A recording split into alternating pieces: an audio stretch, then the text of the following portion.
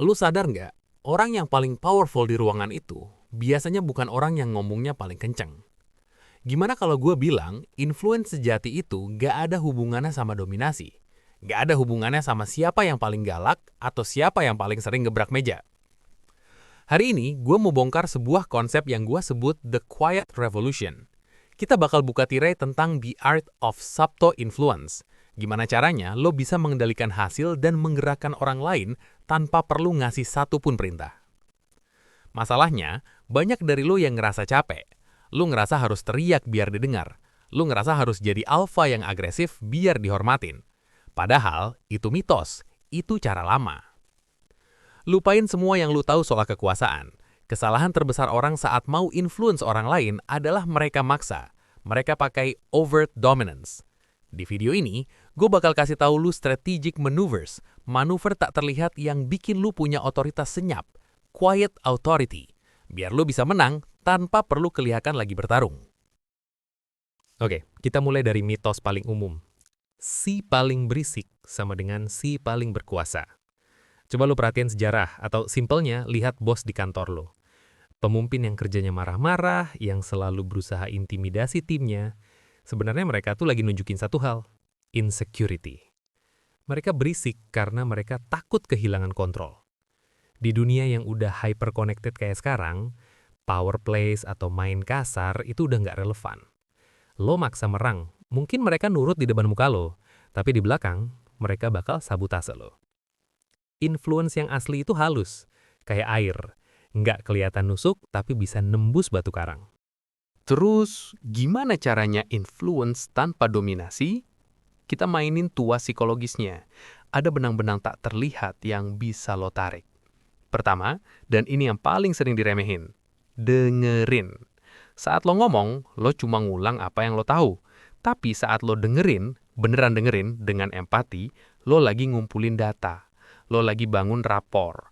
Orang bakal lebih gampang dipengaruhi sama orang yang mereka rasa ngerti mereka. Kedua, framing. Jangan nyuruh orang buat ngelakuin X, tapi bingkai situasinya. Ceritain narasinya sampai mereka sendiri yang mikir kalau ngelakuin X adalah ide terbaik mereka. Ini bukan manipulasi jahat, ini strategi. Lo nggak ngasih perintah, lo ngasih perspektif. Ketiga, berhenti bikin pernyataan, mulai ajukan pertanyaan. Ask strategic questions. Daripada bilang, ide lo jelek. Coba tanya, kira-kira kalau kita jalanin ini, risikonya apa ya buat tim? Biarin otak mereka yang jalan sendiri ke kesimpulan yang lo mau. Itu namanya inception. Sekarang kita ngomongin soal presence, kehadiran lo. Lo nggak perlu teriak buat punya aura. Lo cuma perlu konsistensi dan ketenangan. Coba perhatiin bahasa tubuh lo. Orang yang insecure itu banyak gerak, fidgeting, matanya lari-lari, ngomongnya kecepetan. Tapi quiet authority itu dibangun dari eye contact yang stabil, postur yang terbuka tapi tegap, tone suara yang rendah dan pelan. Dan yang paling penting, reputasi. Bangun brand diri lo lewat tindakan, bukan janji-janji manis. Let your results make the noise. Kita masuk ke level Grandmaster, Strategic Maneuvers.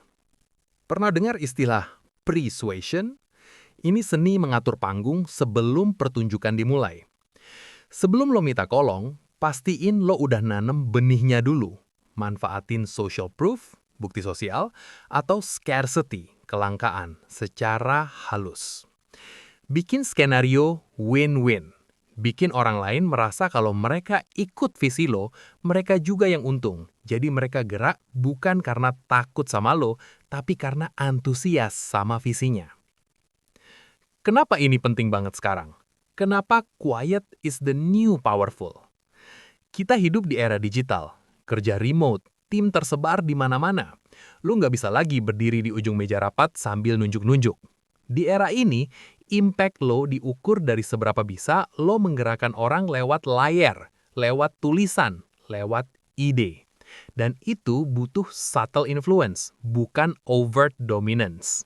Jadi, besok pas lo masuk kerja, atau pas lo ketemu klien, coba turunin volume suara lo, kurangi dominasi lo, perbanyak mendengarkan, pertajam pertanyaan lo. Lihat gimana dinamika ruangan berubah. Lihat gimana orang mulai condong ke arah lo karena mereka respect, bukan karena mereka takut. Itulah the quiet revolution. Kalau lu ngerasa video ini ngebuka mata lo, jangan lupa like biar algoritma nganterin video ini ke orang-orang berisik yang perlu nonton ini. Dan kalau lu mau belajar bareng gue soal high value mindset lainnya, klik tombol subscribe. Gue Gama, be quiet, be powerful. Peace.